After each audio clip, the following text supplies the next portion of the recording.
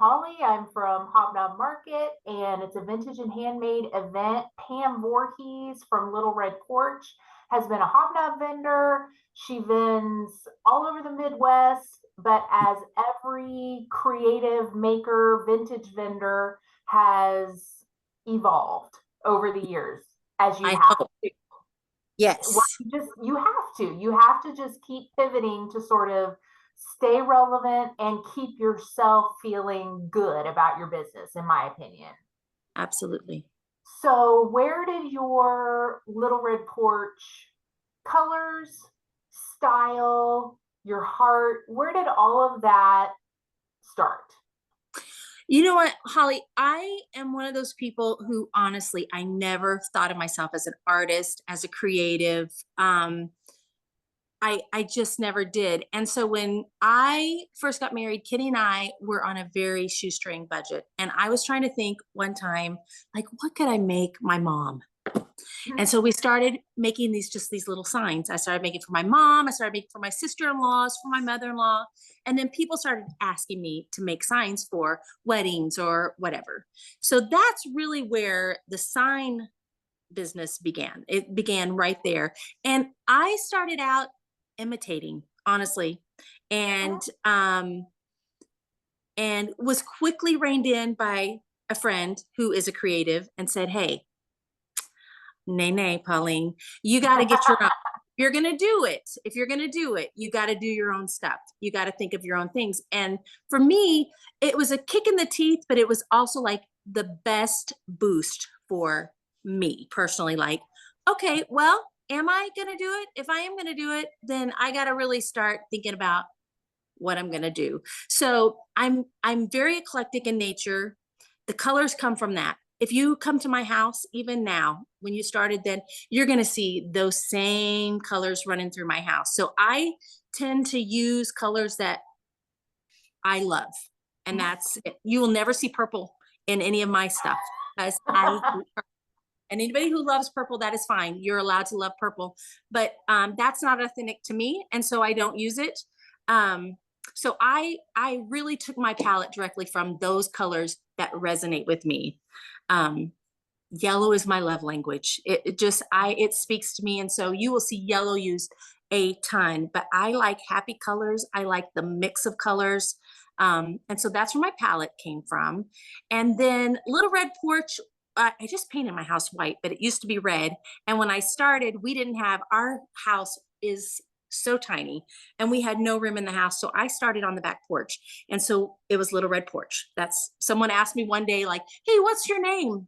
I don't Little Red Porch, I guess. I don't know. So not any foresight or thought really went into it other than just looking around, and that's what it was.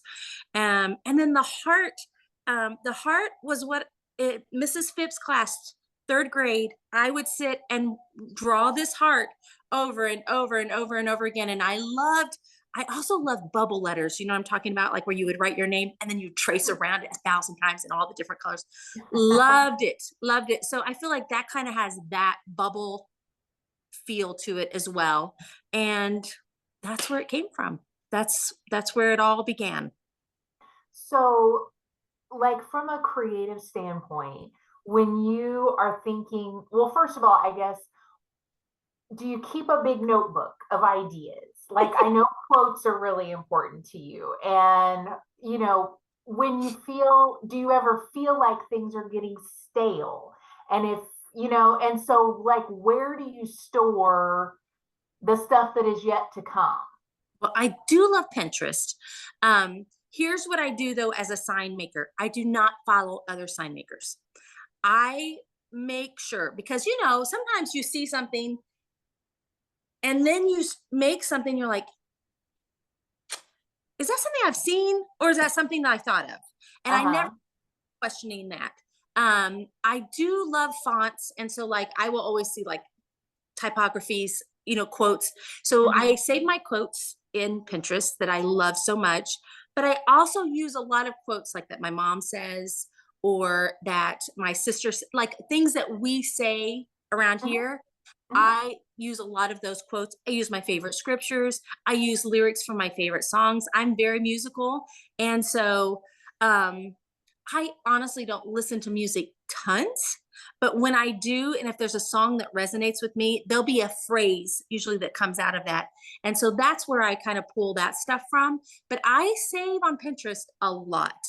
That's where I can easily go to because I'm very unorganized. If I don't save it there, then it's under some paper in the third drawer down in the kitchen instead of where I needed to access it. So Pinterest has been very helpful for me. Again, I don't follow sign makers. So if you ever look into my Pinterest files, you will never see signs because Mhm. I just made that kind of a point to do from that first little kick in the teeth. I thought, nope, I'm never ever going to make it to where I even think maybe I saw that somewhere and I'm trying to Well, imitate that. with all the videos and stuff that you see, like people post so much stuff. I mean, it's so wonderful, Instagram and scrolling through that and seeing what Yes. people are doing. But and it's inspiring, but at the same time, I have wondered, of course a much more vintage person, so I'm out looking for the object, whereas you're looking for the idea, the inspiration. Do you do you have any like rules for yourself on there as far as like not ever following somebody that you feel like could lead you down a path of accidentally, saying, well, that idea was real, and it because Yeah. there's nothing new under the sun, honestly. Absolutely and not. and you're inspired from the time you're a little kid with every memory, every Yeah. impression you've ever had of anything. And it is sometimes hard to sift out, like, is this an idea I saw or is it just an impression I had? Yes, absolutely. I hear what you're saying. For sure well, there are I don't know if you've ever read the book Steal Like an Artist, but it talks about how, again, reiterating that point, we are inspired. And nothing new is under the sun. So maybe it's our take on somebody else's vision, or maybe it's um I don't know, like even how people, for me, fonts speak to me. And so like different fonts can make me feel happy or sad or too serious or whatever. And so even taking someone's words and then making them my own by changing things like that, I don't ever feel like that's a steal. Or my precaution again is I don't follow people that I feel like I could ever question whether I did that. And if I Mhm. ever do that, Holly, I'm always really quick to go back and be like, you know what? I'm gonna shuffle this one back. If I'm questioning like where that's come from or how I feel Mhm. about that. But there are definitely like artists, not sign makers, that inspire me. And that is that's good. That's Mhm. good. I think if we find like music or artists or people who are in a different kind of category or medium than we are, that evoke some emotion in us that make us want to go make something is amazing. Mhm. Um, but as far as who I block, or I do block if any sort of jealousies or like bad feelings to someone because I feel like, ah, they're doing so.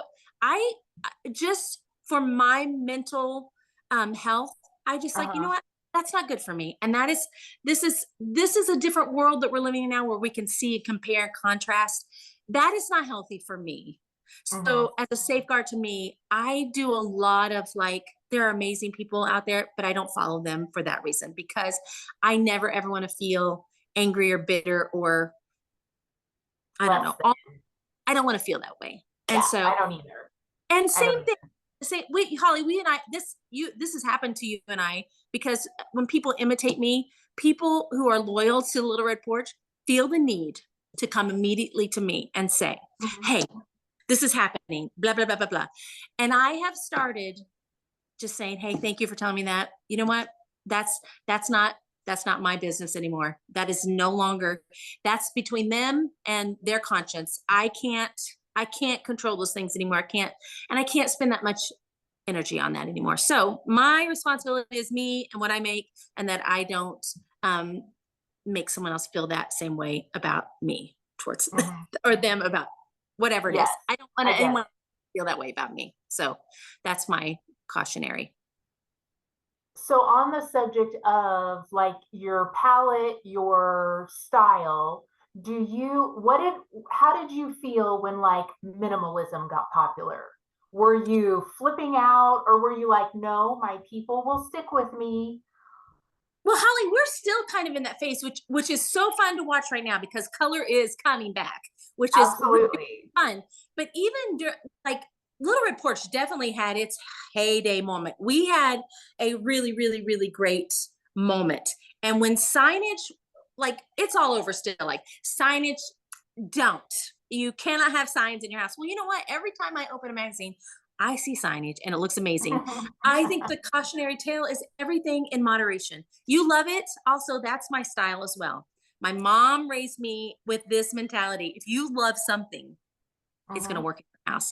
So if mhm, you love one of Little Red Porch's signs, you know what I say? Buy it. It's going to work in your house. It's going to be great. If you don't, hey, it doesn't matter what style is telling you to do, what style is telling you not to do.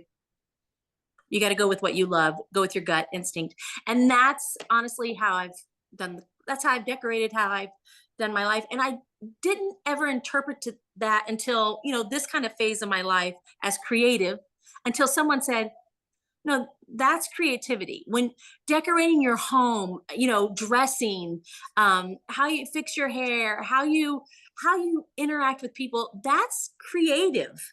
And mhm. so that's kind of how I've tried to implement into my work palette here, is just again those things that I just love. I love. Mhm. Yeah.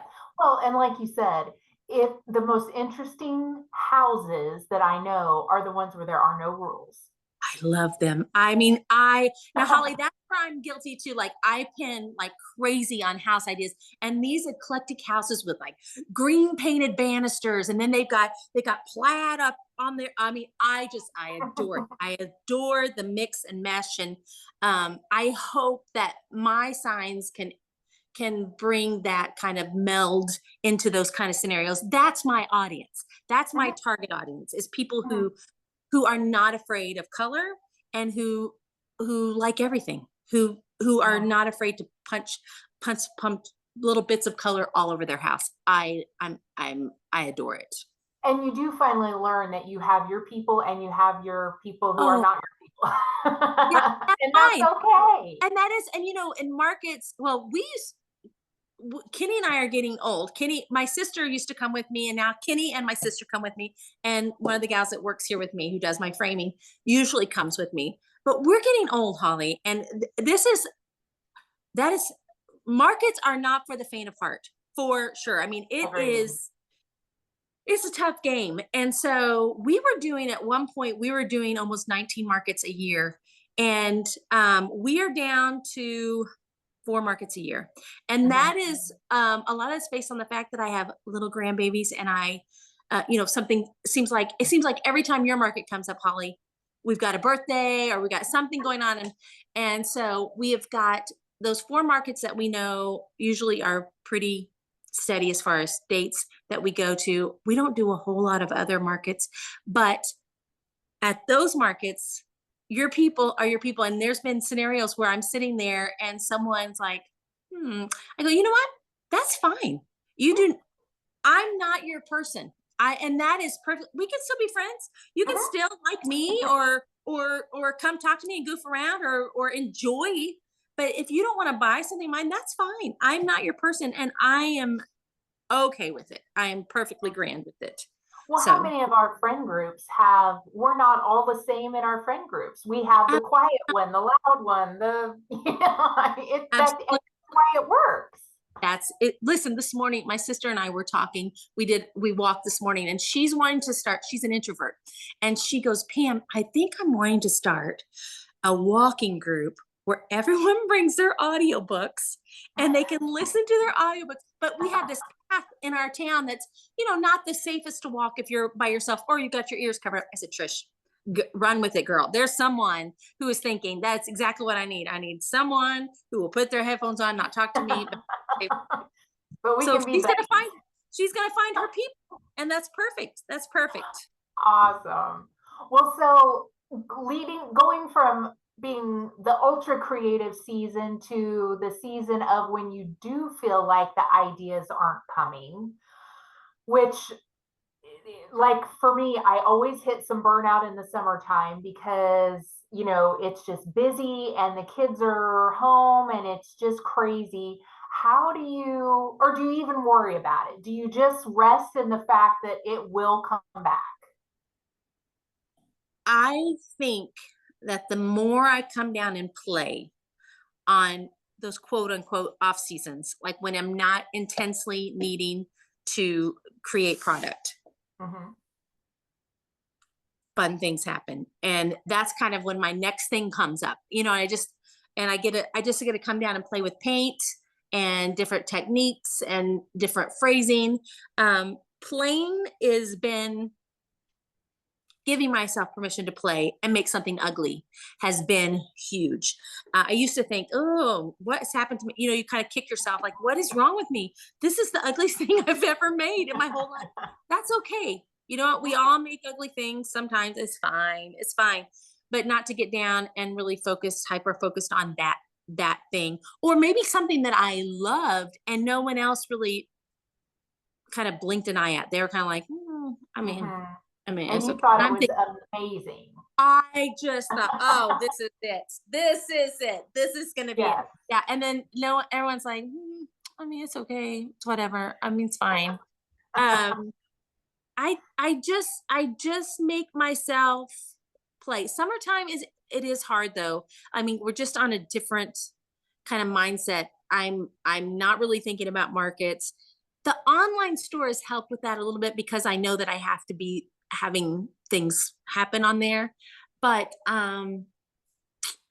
summertime it gets hard, but I just really make myself come down and play and work. And also if I get out of too much time, I notice it on my lettering. I notice it on my, so I have to kind of discipline myself. I'm terribly undisciplined, but I do have to discipline myself to come down and work on painting and lettering and stuff. Cause otherwise, Really? You get yeah, out of practice? just the rhythm of that, like there, I have a rhythm to that and when I'm doing that a lot, it just becomes so smooth. It just becomes so smooth. Then it's like any skill set that we have, it comes back, but Uh-huh. it definitely wanes when I'm not down here doing it. I can feel it. I get frustrated with the paint. I get frustrated with my brushes. And I'm thinking it's because I haven't been down here doing it. So I really do have to, maintain my discipline to come down and paint and get in it, because otherwise it's Do you terrible. have what you call a regular schedule for yourself, like day to day, or do you just let what is a priority come first?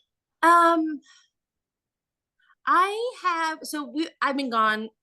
I've been out of the country for the last 2 weeks, and so I'm not back in rhythm yet, but typically I am down here in the mornings.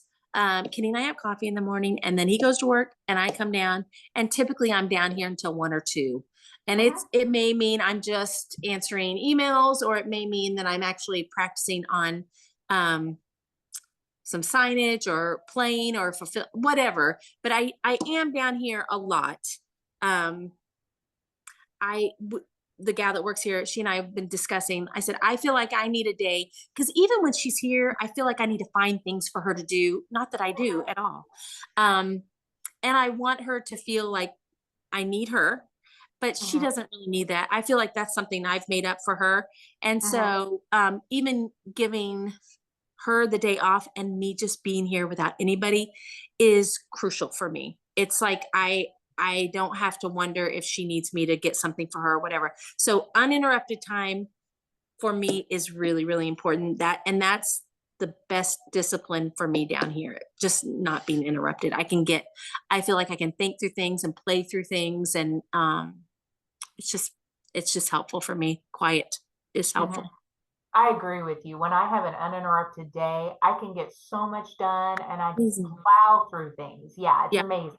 Yeah. And It's you amazing. can sometimes mentally solve a problem Oh, while you're doing something else, and especially all when of a sudden I'm you got it. yeah, when I'm painting, there's a mindlessness to me for me, which I love. Like it just kind of, I mean, I don't, I feel like we're kind of like that right before you go to sleep, you know what I mean? At nighttime when you're getting ready to Yeah. fall asleep and you think of, oh, there's all the things. And I feel like that I kind of get into that same zone when I'm painting. Like I'll be, oh, okay. Well, let me think through how that needs to go, or how I need to do that, or what that would look like. So I can really process mentally within my own brain Mhm. talking, as opposed to just washing it away because I don't have time to deal with it, or I've got distracted. Distraction is horrible for me. I must have ADD because I get really distracted too easily.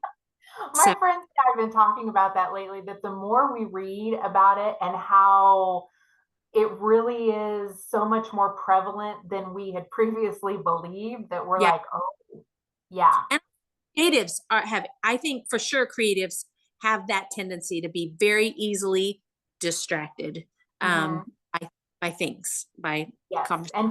And 10 projects going, and all of a sudden this one causes me a problem, so I'll move to this one.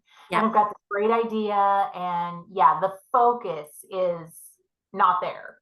Holly, there are 5 table spaces down here in my shop. And Chelsea, who works for me, they get so aggravated at me because I am supposed to have one table space. That is supposed to be my spot. Like one table supposed to be shipping. She comes in. I'm just shaking her head, trying to tidy up behind me. I leave a trail of mess everywhere I go. It's terrible. Terrible. I relate absolutely. So when you first started, you were basically all painting, all signs all the time. That's right. And then when did you, or how did you decide to branch out into like your stickers, your drinkware, your wearables? How did you decide to do it? And how has that been? How does it go? How do you find it? Well, it is it has been a learning curve for me. Uh-huh. I know myself in the painting world. You know what I mean? I know who I am. I know what I want. I'm still trying to figure out what I want as far as like apparel goes. Sometimes I'll do something and think, yeah, that's exactly it. And then I will see it walk by on someone, or I'll walk by the mannequin or something like that is not anything. This has been a learning curve. Different mediums for sure take a different eye. I think an Mhm. eye is probably the best word. Like my eye for signage is generally pretty good, but my eye for wearables and for drinkware, also my skill set for producing those is still a Mhm. learning curve. So we are still learning how to do that exceptionally. I really would love whatever I'm doing to do it so well. And we're still not there with all of that. So for me, I'm not satisfied completely with it, but it's been crucial in keeping us in this non-sign world going right now. That no, don't buy signs. Well, I got to have something else for people to buy. And so Yeah. we're working on it. So we did pivot. We have pivoted, and we initially bought the t-shirt printer to print signs, little signage, because we were going to try to do. I had people contacting me like, "Can we have your stuff in our shop?" Well, realistically, for me to paint a sign by hand and to sell it to someone half the price, I mean, I just couldn't. Like, I'm like, I will take my wares to all the markets and sell them in person before I feel like that is just not what I can do. Um, so we bought that initially to print some signs. I never was really happy. I think because what was so different about me was the fact that every sign was its own sign. It had its own flaws, it had its own bends. Even with the lettering being similar, every sign was a one of a kind. And so when we did that for about 8 months. And I said, "No, I don't like it. We're not gonna do it." So we don't print any of our signs anymore, but we do. That printer that we bought is actually a t-shirt printer as well. So we are using it for our t-shirt printing, which is perfect. And we can do small, like even for individuals like who have their own logos or whatever, we can do those really quickly on t-shirts. So we can even sub out other Mhm. designs from other people. And so that's been a nice little thing that we can do. But um, yeah, I want to be excellent at it. I don't feel like I'm there yet, and Mhm. it's still a learning curve for me. So Well, as you said, my brother used to work in printing, like yeah, any kind of wholesale printing. And what a t-shirt company needs, and like people don't realize like the curve that's in a cup or something like that might distort where a it's on design. a it's Boobs, on yeah. your boob. I'm like, Yeah. so And like that, yeah, that changes things. you got to be mindful. You got to be mindful of it for sure. Well, and then like vinyl stickers, of course I've, played with the idea of designing those, but then I'm like, so you have to get them die cut and they've got to be sent. I would want high quality ones, not cheesy ones. And so Yep, then you've got to source like where are those going to come yep, from. And it's yep, a lot of like front end leg work. And yep, then when you do get your $2,500 order, will it be what you really intended? Will the yep. colors be right? I mean, it's a big deal. It is a big deal, and it's a big investment. Those things like that you're outsourcing for sure. Honestly, 99% of the things we do in-house. 100. The stickers Good we for have you. and I listen, I have a good source for you if you need a good recommendation for stickers, because who we use actually Stacy and Andy from Happy Camper. I don't know if you know Happy Camper in St. Louis, Missouri, I but remember them, yeah. Stacy said, Pam, you should put some of your stuff on stickers. And our stickers took off. And that was really, really lovely. And I design a lot of times on my iPad. So I could take those designs directly from my iPad, send them to our supplier, and we've had really, really amazing results. Like I have my stickers on the back of my car that don't come off when I go to the car wash. Wow. The ones that are on my mug, I've had for 3 years on my mug, and they're in the dishwasher all the time. They are phenomenal. So I'll send you a link for them because they are excellent. If Do you anybody else care if wants, I share it with no, everybody? no, I would gladly send you the link. And then if they use that link, I actually get a little bit of a Ooh, kickback from. sweet. I'll send you the link. And honestly, you can do small and large orders on that.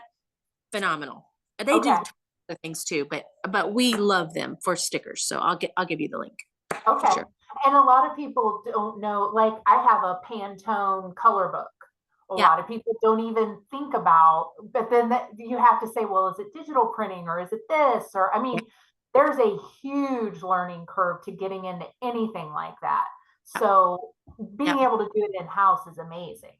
It is. We've been really lucky, and then we've done the lasering stuff too. So here I am all of a sudden like very like learning all the technical things. My daughter was running the printer for us forever, and then she had a baby, and those babies come and the mamas need.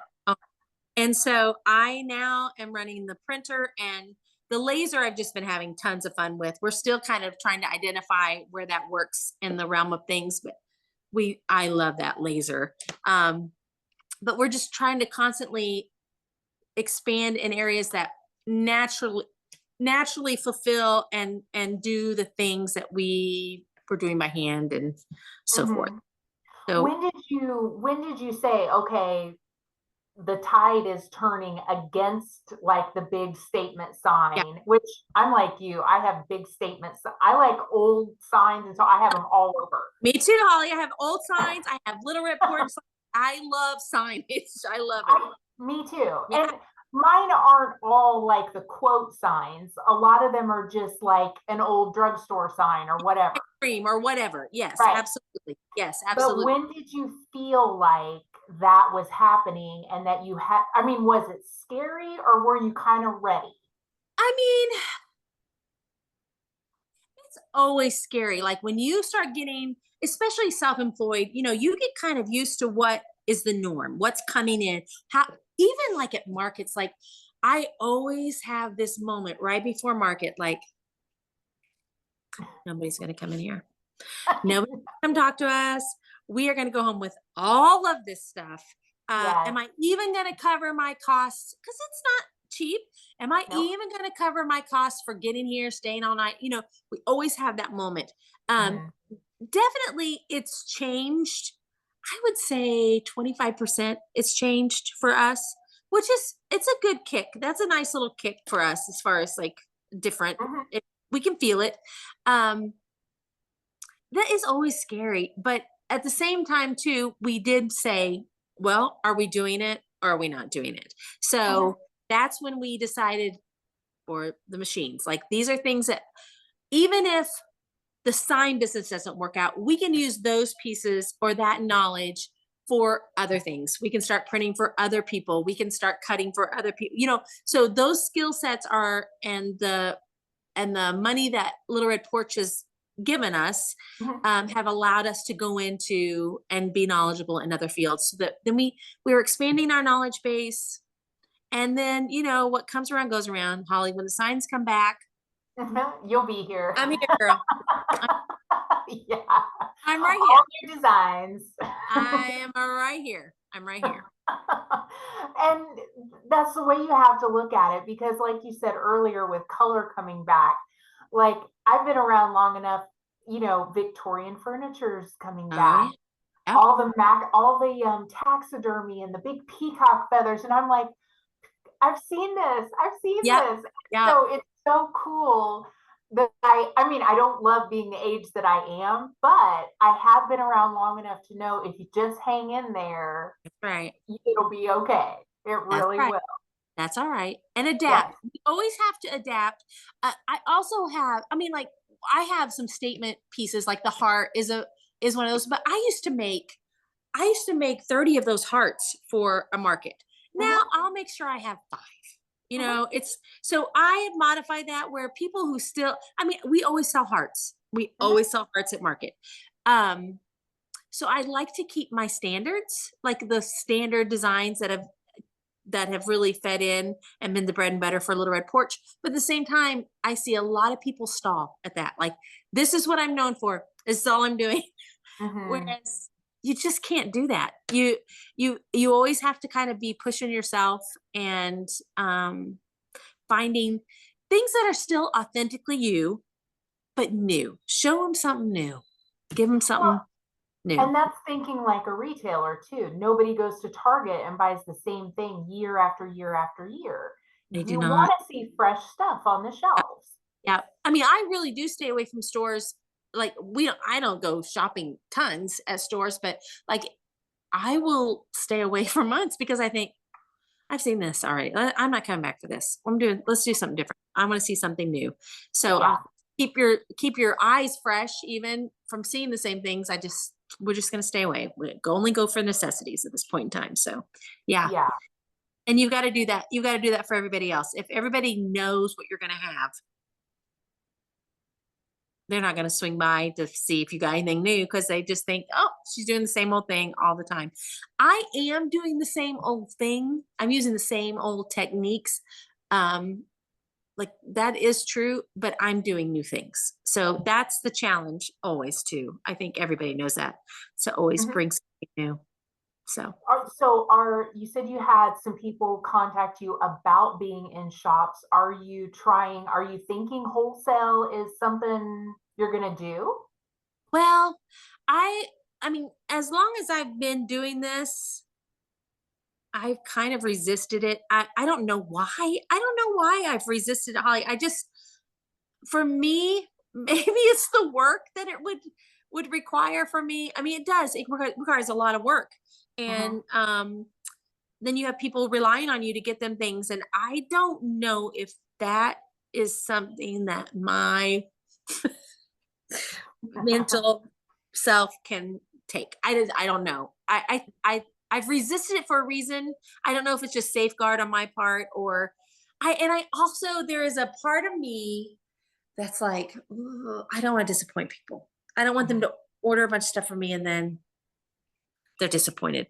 So maybe it's safeguarding myself unnecessarily, or I don't know. I don't know what that is. I know there are people doing it and they are amazing. Well, Brittany, I mean, she's phenomenal and she's doing it.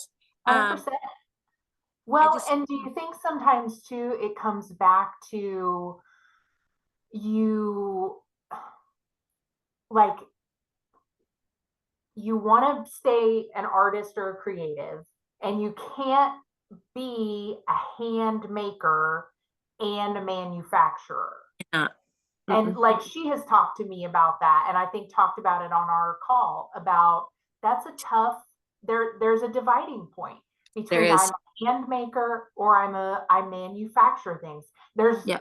fine aspects to both, but there Absolutely. is a dividing line. There is. And Is.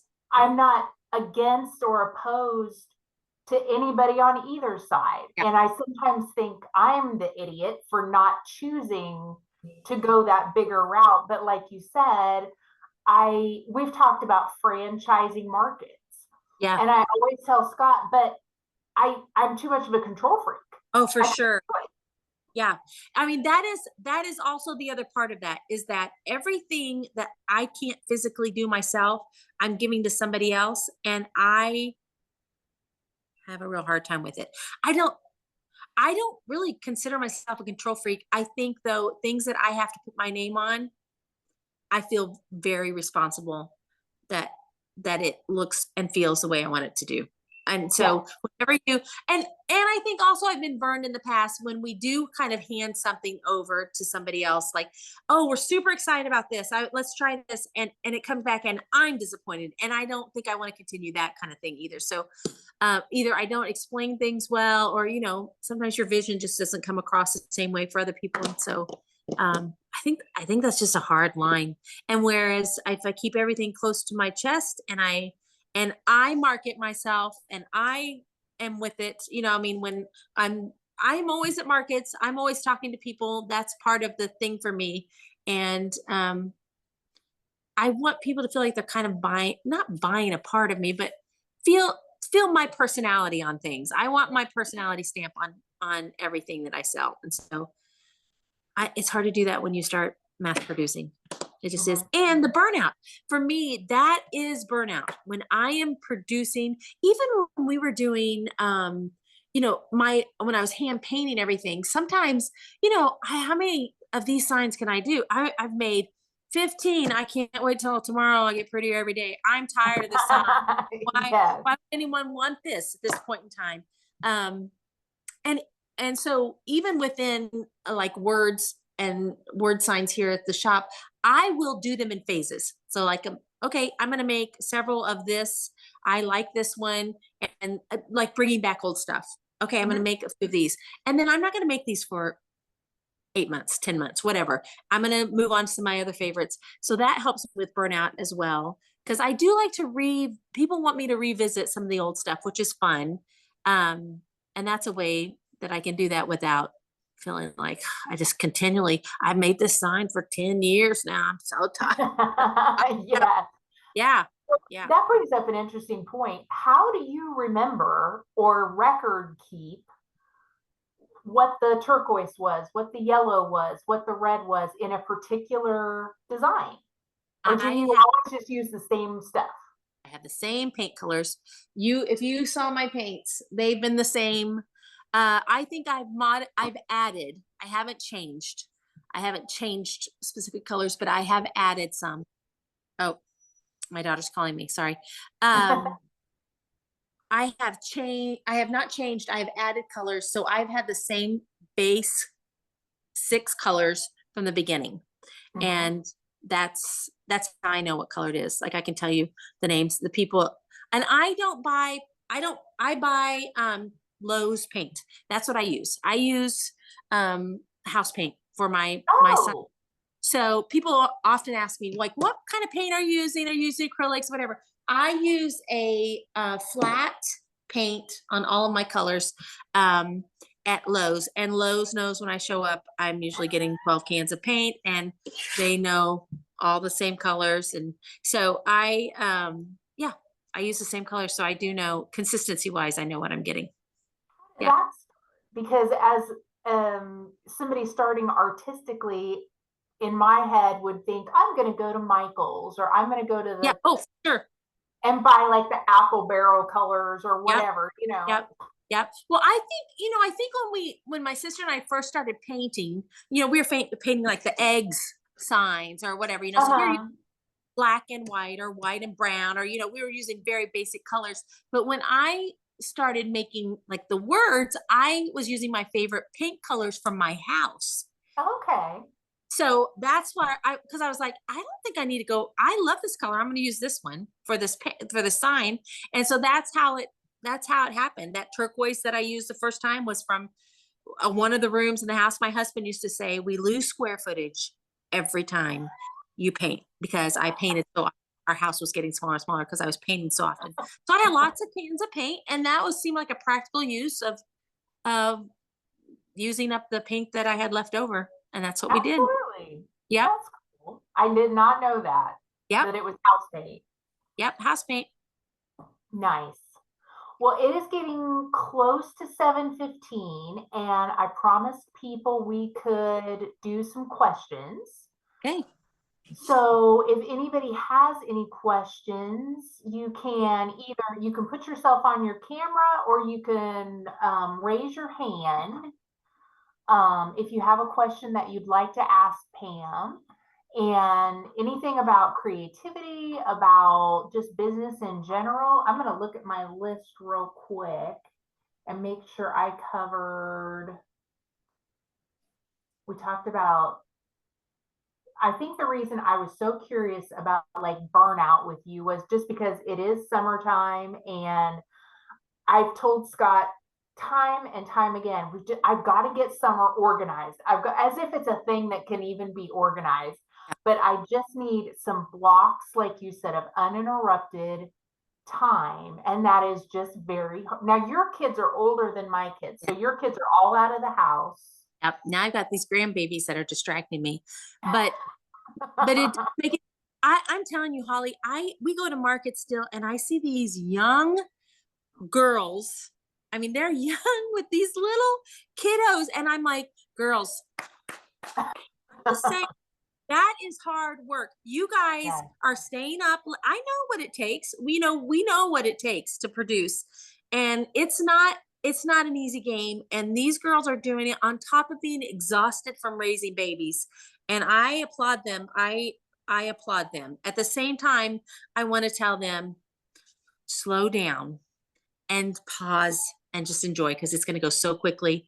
And then when your time is right, because I know speaking of burnout, I've got a lot of young makers in our family, and like surrounding us. We have a really amazing kind of community of creatives here, and they're young though. And I think they see, like my setup, whatever, you know what, this took me 15 years to get to. And Yes. they want to start out with these big barns and this huge space. And I want to tell them, I mean, something my mom used to tell me, like, you would watch other people and be so like envious, or like, oh, that would be so nice if I could do that. You know what?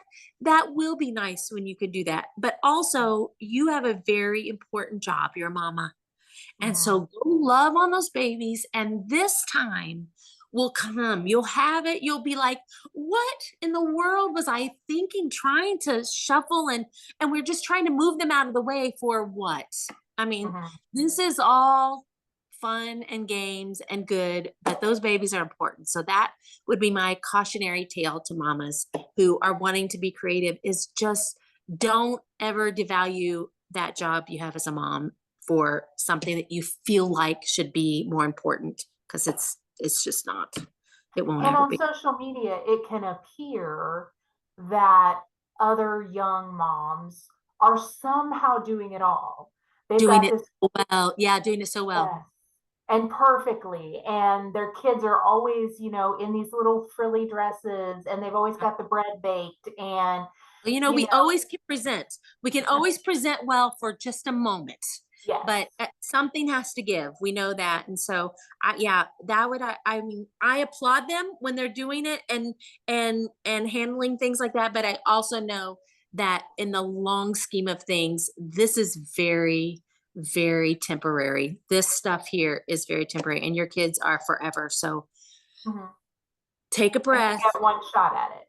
And you get such a short moment and shot at it, for sure. Yeah, my daughter-in-law was saying, the other day we walked over and I hadn't seen my grandbaby. So I was coming back from that trip and I said, I was in a blue dress and Kenny happened to be in a blue shirt. I don't even know how it happened. But we dressed alike. And my granddaughter, of course, picked on it first thing. Oh, Phoebe, you have on a dress. Let me put on a dress. So we were dancing. I said, I know this is what Austin and Madeline thought of their evening. Here I am dancing in front of them. You know, Madeline, Palmer and I are dancing. And so Madeline, the mom, my daughter-in-law, said, her daughter kept saying, Mom, go put a dress on so you can dance with us. And Madeline's like, no, Palmer, it's okay. It's okay. Mom, as she asked her like 3 times, finally, next thing I know, here comes Madeline. She's got this dress on. I go, oh, Madeline, you are such a good mama. I would have said, no, I'm done with you. Whatever. I can't take any of your driving. No. Whatever. She goes, well, you know what? All day long, I've been battling internally with how good of a mom I am and how terrible a mother I've been. I said, well, stop it. We can't. You are the only mama she knows, and they're just doing such an amazing job. My kids are much more patient parents than I had ever dreamed to be. They're lovely. They're lovely. So all of that to be said, don't get so tied up in your identity as an artist that you forget about your identity as a mom to those kids. So yes. Yeah. Okay, I don't know if anybody put a question in, but I had, I guess, a last question. Like, what does the next year or two look like for Little Red Porch? Well, you know what's something fun that we're doing now? We're doing painting classes, and we are doing very basic painting classes. And so, I have a travel agency as well. And so one of the things we do as a travel agency, we try to develop this confidence in traveling. When you go with me, I teach you all the things, how to develop this confidence in your ability to travel. We are kind of doing the same thing with our painting class, which I adore. So we have people that come are very tentative, like, oh, every little line.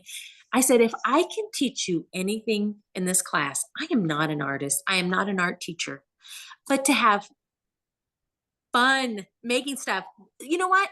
What does it matter if your paint strip goes all the way over here and everything is not centered and the colors are not just so? I said, a lot of times when I have the best time is when I'm just playing. Just play. If it looks somewhat like what you wanted at the end, great. But if not, did you have a good time?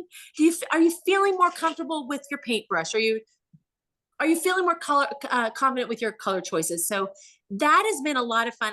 We're going to really try to amp up the painting classes. I love them. We've had some really big classes, and the small classes where everybody fits around one table are my favorite, because I feel like everybody's included. Nobody's missing out the conversation over here. We're all kind of encouraging one another and getting to know each other. And even if you're an introvert, you have something in front of you to do, but you feel like you're participating with a group.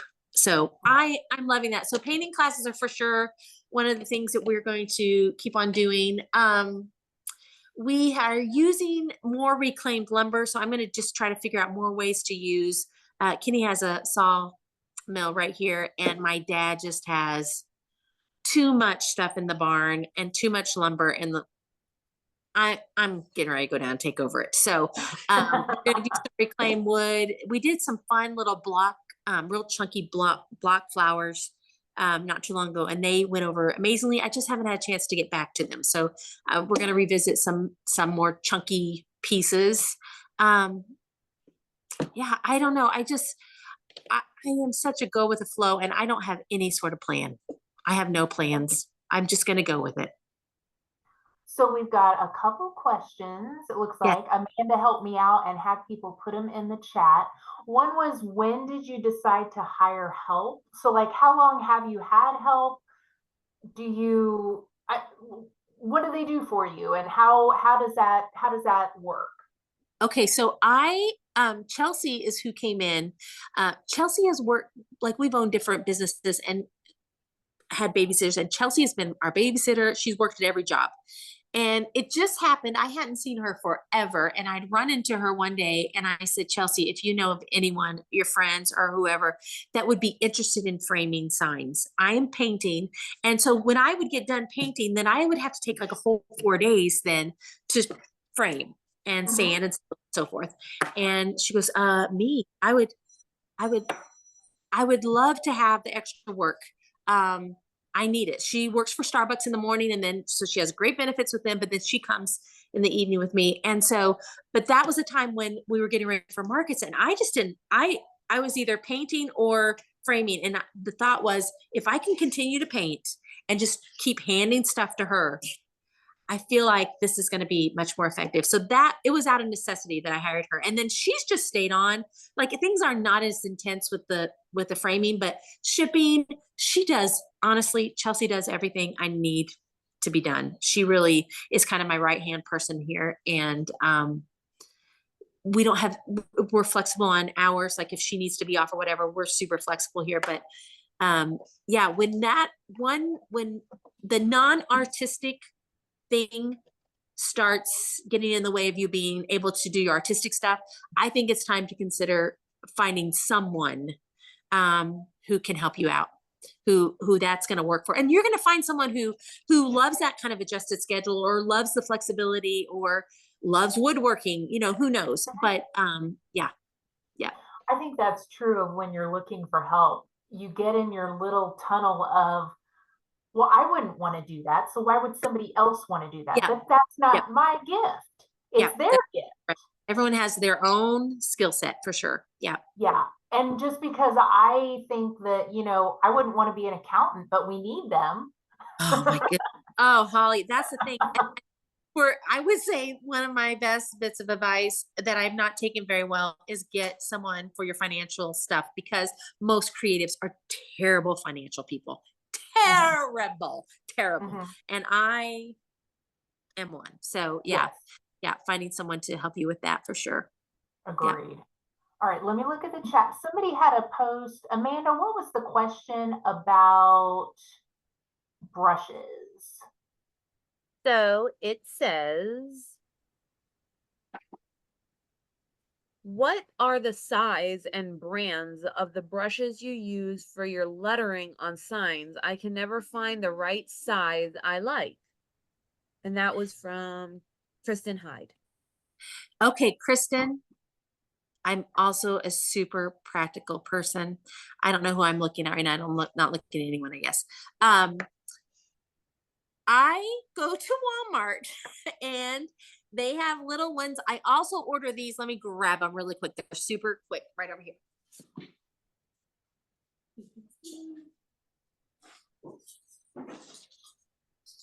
These little premium brushes, can you guys see these? Go. Okay, these are on Amazon. I think the pack of those is like $4. You want me to send a link to that? I will happily send the link for that one. But these have really small brush ends, and I use really small brush. I'm trying to get into this. I'm very sorry. I use the very smallest, and sometimes smaller than this. I don't know if you see this. Where's my, there we go. There you go. It is tiny. It is tiny. And I use that for my cursive lettering mainly. And also it depends on what size the board is, because sometimes my cursive stuff, but I do love like for my more block, I will use a square. I'm trying to see what's going. I wore like a squarish top brush, but these are all the multi-packs. What I would recommend is finding a multi-pack and playing around with the multi-pack. And they have a multi-pack that has like small to medium, small, large, mediums, but they also have the small variety packs. Walmart, they're like in a blue, they have a blue top on them. I can't think of the name of them, but I've gotten them there a lot. And again, playing around with brushes. I am not great at taking care of my brushes. So I go through a lot of brushes, and that's okay. But that's why I don't spend a lot of money on brushes, because I know I'm not super attentive to them. But I do have my favorite brushes that I will pull out of the pack every time, because I know that's the one that's going to give me the lines. But I would say just find some variety packs, play around with it, and find the one that works for you the best. Small, if you're working on small lettering, I would always start small and work out, as opposed to they get too chunky and fat, and then you don't have any definition in your lettering. I hope that helps. I figured you bought like super fancy Oh brushes. heavens, no. Listen, I'm the most like make do with what you've got person you will ever meet. I am not fussy about. Well, I mean, if I spent that much money on it, I would be sick because Yeah. I ruin them all the time. You know, I walk away. It's like when all that stuff's going on. I don't know if you see this guy right here. Let me see if I can find. I cannot see on the camera, but he is ruined. He is absolutely, and it happens all the time because I get distracted with what I'm doing. I walk away and they dry up, and so yeah. But seriously, Walmart, and then I'll send you the link for this little.